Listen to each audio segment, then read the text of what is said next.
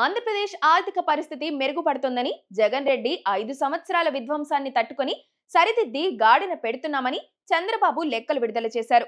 ప్రభుత్వం ఏర్పడి ఏడాదిన్నర అయిన సందర్భంగా గతంలో జరిగిన విధ్వంసం, ఇప్పుడు జరుగుతున్న వికాసంపై గణాంకాలను విడుదల చేశారు.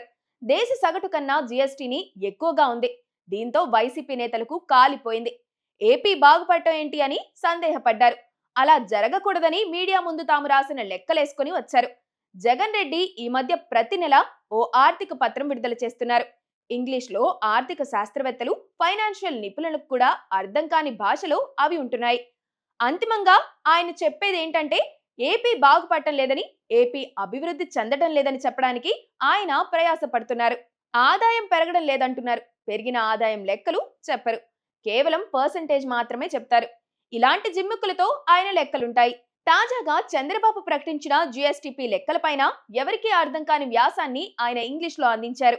2014 నుంచి 2019 సీఎంగా ఉన్న చంద్రబాబు కొత్త రాష్ట్ర ఆర్థిక పరిస్థితిని అర్థం చేసుకుని లోటు పెరగకుండా ఆదాయం పెంచేలా కార్యక్రమాలు చేపడుతూ వచ్చారు. అన్ని రంగాలను సంస్కరించి ప్రజలపై భారం పడకుండా చూస్తూ వచ్చారు. కానీ అధికారం కోసం అడ్డగోలు హామీలు ఇచ్చి వచ్చిన జగన్ రెడ్డి వాటిని అమలు చేయడానికి ప్రజల్ని, ప్రజా ఆస్తుల్ని తాకట్టు పెట్టడం, అమ్మడం ప్రారంభించారు. అప్పుల వెల్లువ సృష్టించారు.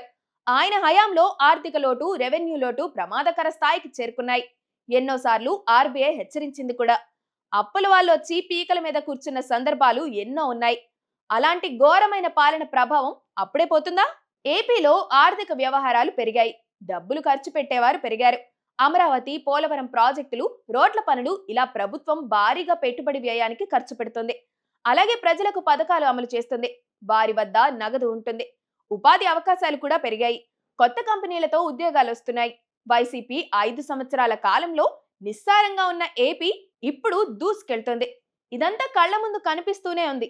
అందుకే జగన్ రెడ్డి కళ్ళల్లో నిప్పులు పోసుకుంటున్నారు. ఏపీ బాగుపడుతుందంటే బాధపడిపోతున్నారు.